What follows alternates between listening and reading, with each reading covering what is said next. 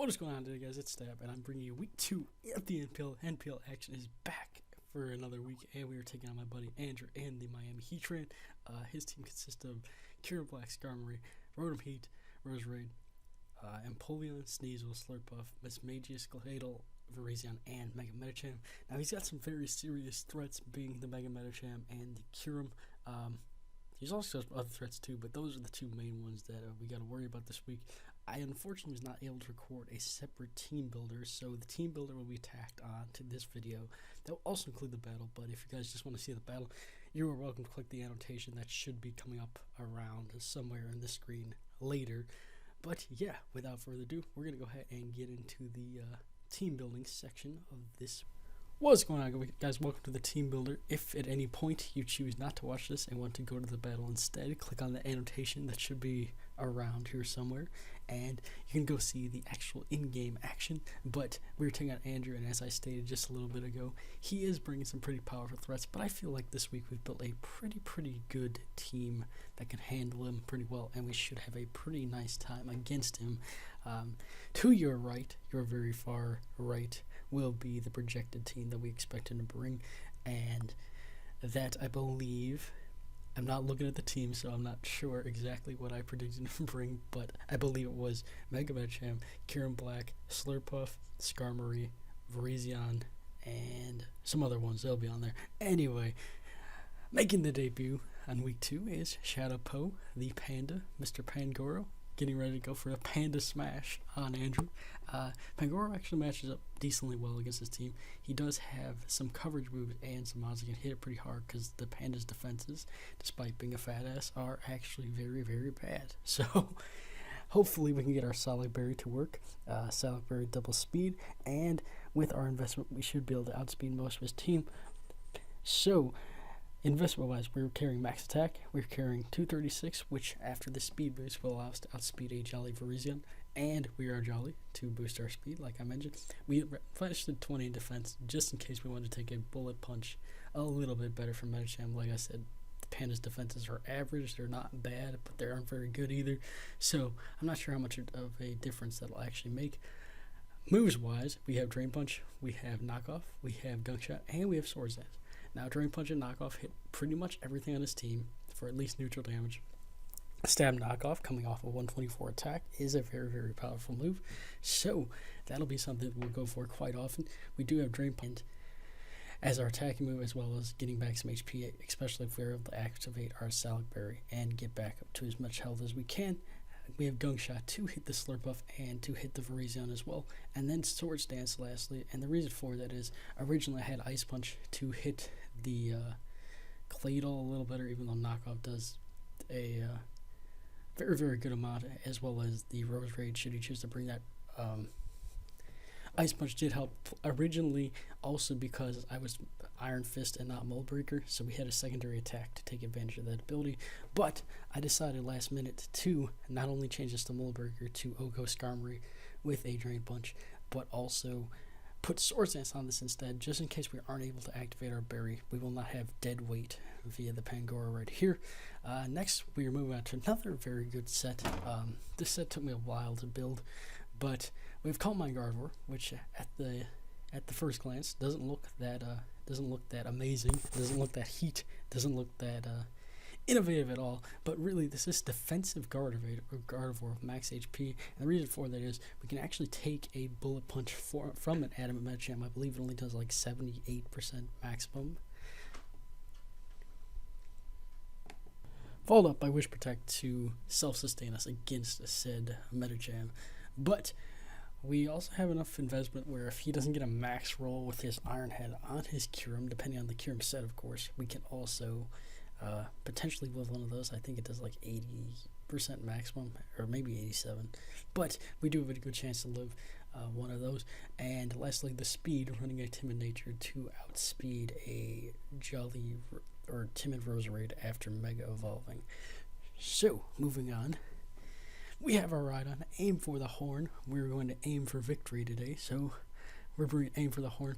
Pretty basic Rhydon set. We have our Stealth Rocker. We have our Earthquake, Edgequake combination that hits pretty much everything on his team. And then we have Sword Dance. If things like Medicham are gone, this does actually have potential to sweep him, depending on if it's burned or not. I am concerned about the Rotom Heat, but we'll see what happens. Always a nice backup offensive mon right there. Now, this is the win condition. We have Scarf Excadrill. We're bringing it again. It's just really, really good against the league. Like, it has a very good matchup against nearly all of the teams, so there's no reason not to bring it. We're bringing Mold Breaker to stop the Levitate on that Rotom Heat, kill with Earthquake, and get that thing out of the way before it can do its shenanigans. We're running Adamant this week, just get a stronger attack, to get stronger in our attack. Unfortunately, I forgot what the speed is supposed to outspeed, but oh no, we're outrunning a non-Scarf Kyurem, that's what it is. And potentially Verizon as well. But anyway, attack-wise, we bring Ironhead. He does have a Kyurem. He does have a Slurpuff. So, Ironhead is a very good stab attack to have against him. Earthquake just naturally hits everything. And then we have Rock Slide for the Kyurem, the Rotom Heat.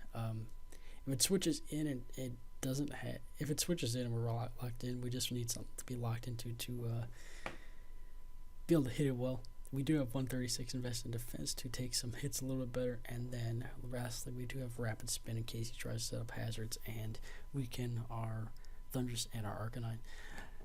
Next we have Feel the Burn 2016. We learned from last week and we're actually bringing extreme speed this time. We have Flare Blast for our stab, offensive attack. We have Will-O-Wisp to burn some of his physical attackers. We have Physical Cure him, he won't appreciate that. We can burn the Medicham, so that was a very good utility thing. We are running a defensive Arcanine with near max HP and max defense, and then we have Morning Sun for recovery. Lastly, we're bringing FU the Thundurus back, and we have a very different set from last time. Last time we ran a Defiant mixed attacker. This time we're bringing straight up Prankster. We're bringing a Nasty Plot set with leftovers. We have Thunderbolt for stab. We have Psychic to hit the Virizion and the Mismagius, and then we have Hidden Power Rock for the Kyurem. So Hidden Power Rock is pretty interesting, and then we do have enough speed invested to outspeed a Jolly Virizion. Anyway, I feel like this team matches up pretty well, and if we're able to get rid of Mega Medicham, we can actually just blow through his team for the most part with our Excadrill and our Thundurus. So, without further ado, we're going to head over to the battle screen, take the field, and see what happened. What is going on, guys? Today we got the Week 2 battle versus Andrew, and we are finally on the battlefield. As you see, his team is looking pretty threatening. It's staring right across from us, and I'm going to say right off the bat, he did not bring half the mods I prepped for. I didn't think he'd bring Sneasel. I thought there was a possibility, but I didn't think he was 100% coming. I do see the Rotom Heat, I do see the Kyurem, and I do see the Medicham, thankfully. I did not think he would bring Claydol. I don't feel that spikes, I don't feel that hazards outside of maybe Stealth Rock to hit Kyurem were a big deal, and Claydol should not do very much to our team, so it wasn't that big a threat. And then Mismagius was definitely something that I didn't think he would bring at all. So, without further ado, we're going to go ahead and get in this match. I believe I decide to lead off straight with my Gardevoir. I can Hyper Voice pretty much anything and potentially get a kill right off the bat depending on what it leads with. So let's get into it. So as I said, I'm going to lead off my Gardevoir, and I believe he leads off with the Rotom Heat, and right off the bat, Andrew being a lord. Now, I thought about this play for like probably a minute, because at first I couldn't understand what he was doing. This Rotom Heat comes out here on a balloon. Rotom Heat on a balloon. Why the hell is he on a balloon? That seems like a wasted item. Until I realized he countered Mold Breaker Excadrill. Mold Breaker Excadrill would have been able to come in here, click Earthquake, and kill this thing. But Andrew, being the lordly player he is, decided to pack an air balloon on this thing, forcing me to go for an attack before I could attack it with Excadrill and potentially burn whatever I chose to send in to do so. So, good play right at the bat by Andrew. I'm going to Mega Evolve here. I'm going to go for Protect because I don't know what he's going to do. I assume he's probably going to go for Will-O-Wisp or maybe Volt Switch. He actually shows Thunder Wave, so this is very beneficial to me, and I believe now that he knows that I know he has Thunder Wave, I don't expect him to go for it again, and I just go for Hyper Voice to pop the balloon, as he does go for the Volt Switch, which I eat pretty easily. So he's going to go ahead and get out of there, and I believe he goes out into his Medicham right now. Now, he actually pulls a double into his Rotom again, and I believe I just go for Protect. I wanted to get rid of the Fake Out. I guess I could have Hyper Voice there or Calm Minded, but Protect was definitely the best play just to keep Gardevoir as much health as he could have, especially if he went for Bullet Punch right off the bat. He actually goes for Will-O-Wisp. I bring a Rhydon here. Not that bad, just because Rhydon's main job in this game is to set up his rocks anyway. So he's going to switch out here into his Claydol. And Claydol's here for one thing, basically to Rapid Spin, or at least so I think. Set up my Stealth Rocks, take that burn damage, and I don't remember what he does. I'm going to pull out Switch Out into Pangoro, figuring I could probably SD against this thing and kill with Knockoff. He Rapid Spins right here, and I believe, do I go straight for the Knockoff or not? I do not. I don't think so. He goes out to Rotom, and I believe I go for Knockoff. I knock off his nothing because I popped the balloon already. Now, I thought it was faster, but I didn't know if Drain Punch would kill if he was defensive. So, I'm going to have to Rhydon again, especially if he tries to Thunder Wave me. Panda's already slow, so I don't know why he did that. I think Will-O-Wisp was probably a better play, but I'm going to go out to Rhydon to take that because I'm already stashed anyway, and I can get my rocks back up as he tries to Will-O-Wisp me, predicting me to switch out into probably the Driller maybe, now that his balloon is gone. I'm going to set up Stealth Rock here, and I believe he just goes back out in the Claydol. No, he Will-O-Wisp again, which is going to allow me to get off some Stone Edge damage, I believe. But because I'm burned, it doesn't kill. Judging by that damage, it would easily knock this thing out if I had not been burned. So, kind of unfortunate here is he's able to go out into his Claydol for basically for free. Takes a little bit of Stealth Rock damage, but he definitely needs this gone. He has a Kyurem, he has a Rotom Heat at no health. I think at the range Rotom he was at, he would have definitely gone down to Stealth Rock. And also Sneasel would have been injured pretty badly by said rocks. Unfortunately, he Rapid Spins here. Now, I think I didn't judge my health correctly, as you'll see in a second, but I think I can just get into a Stealth Rock war and get to the point where I'll die before he can Rapid Spin them away. But RGN gods, you are not on my side, as I set up rocks, and after this burn damage, I live at 1% HP, which I think was like 2 or 3, and he's able to Rapid Spin, kill me, and get rid of my rocks. So we are in a very bad position at this point. Now I'm going to go out to my Gardevoir, and he's going to switch out, keeping his Claydol around, and he's going to just sack off his Rotom as I go for a Calm Mind. So, pretty free Calm Mind right there, and I'm just going to kill the Rotom off. He was definitely sacking, so I did get a boost. And now, we're at the range where if he gets a lower roll with Kyurem, as he actually does bring that in, he goes for Iron Head, and later I learned that he is actually physically invested. And yeah, we didn't take that at all, and we died. Fuck, that set didn't work at all. But we're going to go out to Pangoro and scare him out.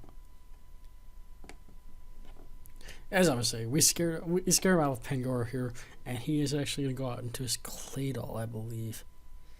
I didn't think he would attack me straight up, so I actually go for the Swords Dance, which works out, because now I'm able to click Knockoff and get a massive hit on anything, which he ends up just sacking his Claydol. Good play on his part, and it ends up being a Soul Vest Claydol, so I'm very interested in what he was trying to do with that. He goes up Miss Mages here, and I really wanted to switch out to Arcanine, but I also needed him at good enough health to get damage off on the both the Sneasel and some damage off on the Medicham, but unfortunately he just clicks Dazzle, and because it's 4 times effective, it doesn't really there was no chance I was living anyway.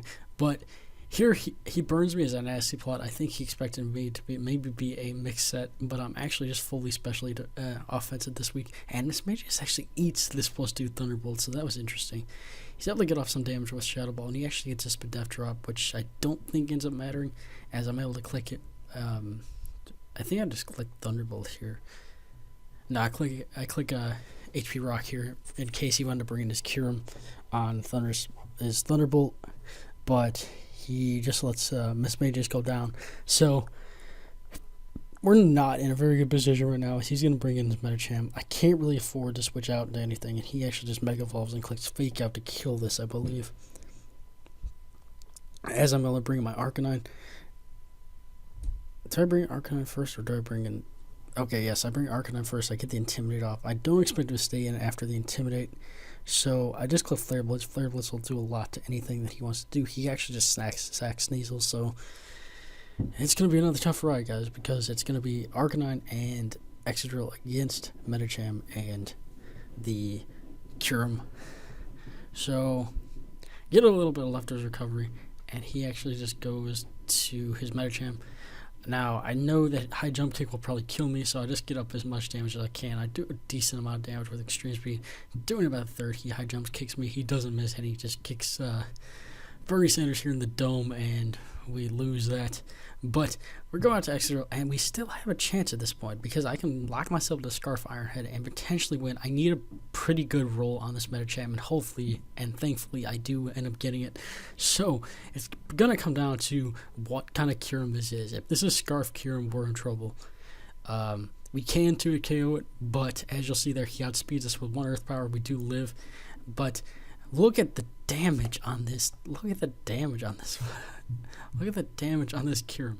Basically, what this Kyurem was, after the battle, he told me this, that basically what this Kyurem was it was defensive, but it was naive with speed boosted.